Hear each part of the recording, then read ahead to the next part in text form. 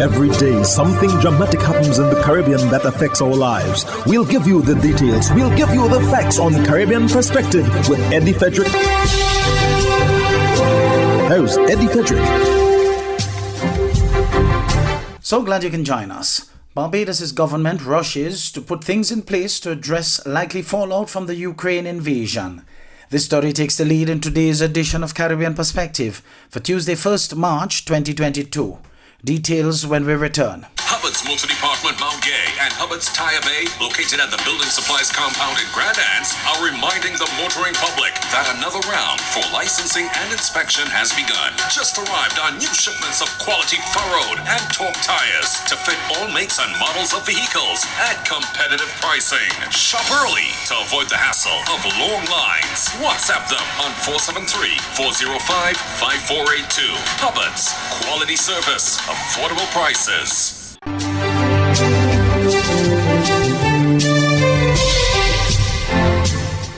Welcome back. The Caribbean's foremost leader and Barbadian Prime Minister Mia Mottley said that her government has started to put things in place to take care of any fallout from the unfolding war between Russia and Ukraine, warning that the war can have implications for fuel and food, but insists that Barbados has enough foreign reserves to serve as a buffer. We have been monitoring this situation for some time, and it was as a result of this and general disruptions in the global supply chain that we started to meet with the private sector from late last year. It is also why I've taken a peculiar and particular interest in ensuring that we can boost food production in the Ministry of Agriculture in order to make sure that Barbados is in a better position to feed itself. It is also why when I went to Guyana week before last that we would have discussed with President Ali the urgent importance of having the Barbados Guyana Food Terminal established. And as we go to CARICOM heads next week, yesterday we had a meeting of COTED discussing the plans to allow us to literally produce 25% of the food that is now being imported by 2025. The urgency of the moment with the Ukraine crisis is undoubtedly there, but we have been preparing for some time for this unstable world, which has led to increase in food prices. In related news to the Ukraine war, 2 Jamaican students on a 20-kilometer walk from Lviv to Poland have fallen ill.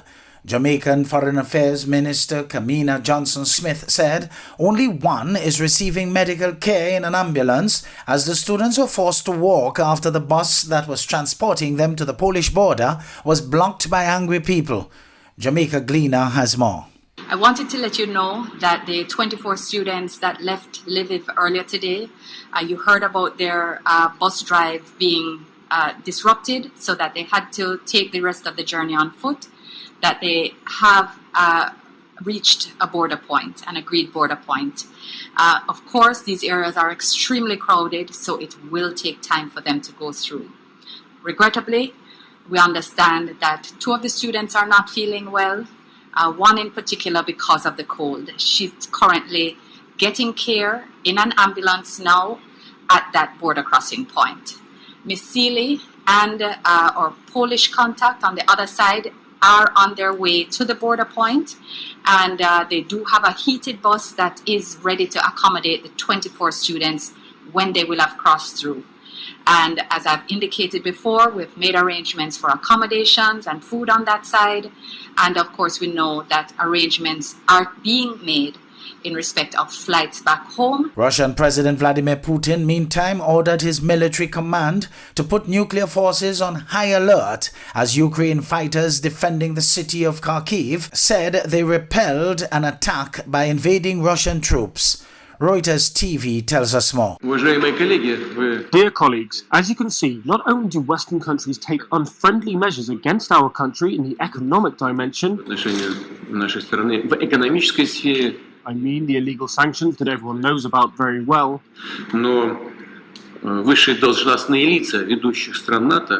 but also the top officials of leading NATO countries allow themselves to make aggressive statements with regards to our country. That is why I order the Defense Minister and Chief of the General Staff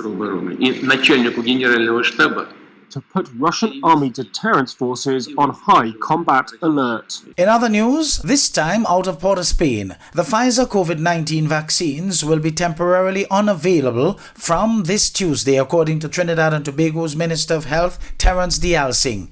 Here with the details is TTT's Terry-Ann Brown-Campbell. Health Minister Terence D'Alsing says the Pfizer vaccines that are currently in stock will expire on the last day of February. The first and second doses of Pfizer vaccines will be temporarily suspended for a few days. The number of those vaccines that we will have to then destroy will be about 260,000. The minister notes the government expects a shipment of 75,000 doses to arrive in Trinidad and Tobago soon. So that is what we will have in our hands that we will have to which we will have to incinerate. So that will be the method of destruction. Minister D'Alsing stressed that while pregnant women and those under 18 will be unable to access vaccines, those who need booster shots can be inoculated with other vaccines available from the ministry. Terry-Ann Brown-Campbell, TTT News. Stem cells for sickle cell in Antigua and Barbuda. Jamie J. Roger of ABS News tells us more. People with sickle cell disease experience painful episodes called crises. The disease also causes anemia, hands and feet swelling, and frequent infections. These symptoms are what Prime Minister Gaston Bond wants to tackle using new technology.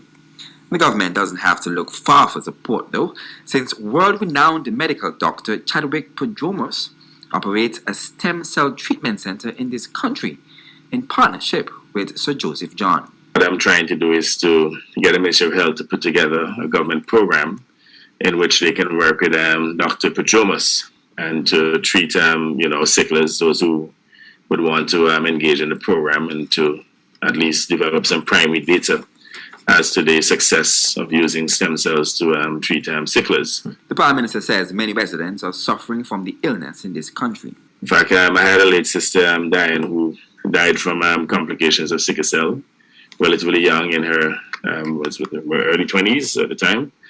And, so I understand that. Stem cell treatment is an emerging medical technology that avoids surgery and toxic medication by manipulating cells from the body to heal disorders. Jamie J. Rocher, ABS News. You're listening to Caribbean Perspective with Eddie Frederick.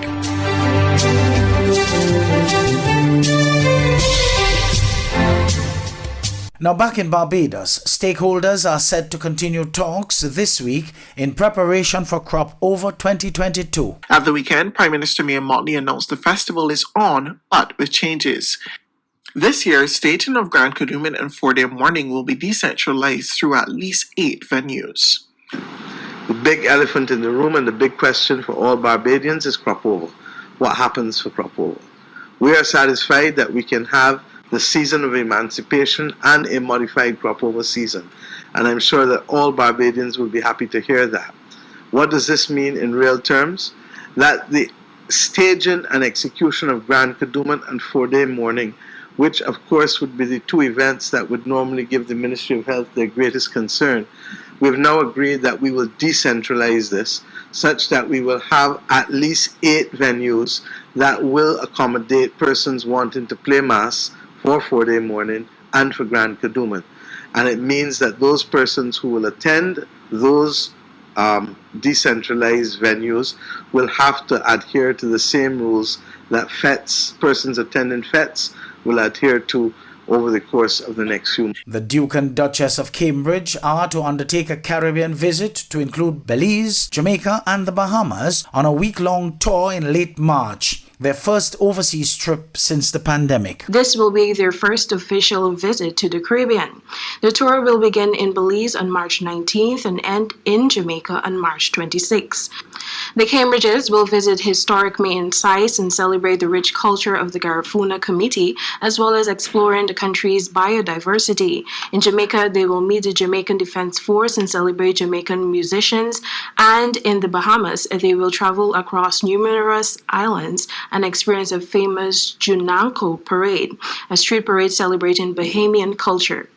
The Caribbean visit will focus on causes that the Duke and Duchess of Cambridge care about, including mental health and early childhood education. According to the Kensington Palace, their Royal Highness are keen to understand more about the impact that the pandemic has had across the Caribbean and how communities have pulled together to respond to the challenges they face. Barbados' Health and Wellness Minister Ian Gooding Edgehill has announced some more ease in restrictions as he declared the COVID-19 situation is under control. These factors indicate that the COVID situation in Barbados is under control and getting better. Schools have reopened and so far, and based on reports by the Ministry of Education, Technological and Vocational Training, this process has been relatively smooth and there have been no cases reported to the Chief Medical Officer for investigation. This is a tribute to the cooperation and discipline of parents, students, teachers, unions, parents-teachers associations, and all other parties, and must be highly commended by the entire population of Barbados. Government is getting pushback for lodging from some landlords who are refusing to provide lodging for individuals of welfare due to its failure to pay rent on time in Barbados. Speaking on the Appropriation Bill 2022 today, Senior Minister in the Prime Minister's office, Dr. William Duguid, raised concern about the development. I have a great concern about this because many times we meet people who tell us that they've been to the welfare department. The welfare department is prepared to assist them with a rent because they can't find housing, and housing is a big problem, and we have to accept that housing is a problem for us in this country. And they want to get a rental accommodation with a landlord, but they cannot find an amenable landlord that will accept the welfare payment. And part of this is because all of the landlords out there, I'm told, know full well that they will get paid, but the welfare department takes long time to pay them. In some instances, some people complain that it takes 3 months, 4 months to get that welfare check. I'm told that they don't pay first and last. And there's another aspect of it that we have to work on. And then the quantum that the welfare is prepared to pay. Because that 800 was set many years ago. Unfortunately, now the average rent for a 2-bedroom, 1-bathroom apartment, let's say, is in the $1,000 range. So I want to know what plans are being made to address this issue. Hubbard's Motor Department Mount Gay and Hubbard's Tire Bay, located at the Building Supplies compound in Grand Anse, are reminding the motoring public that another round for licensing and inspection has begun. Just arrived on new shipments of quality furrowed and torque tires to fit all makes and models of vehicles at competitive pricing. Shop early to avoid the hassle of long lines. WhatsApp them on 473-405-5482. Hubbard's, quality service, affordable prices.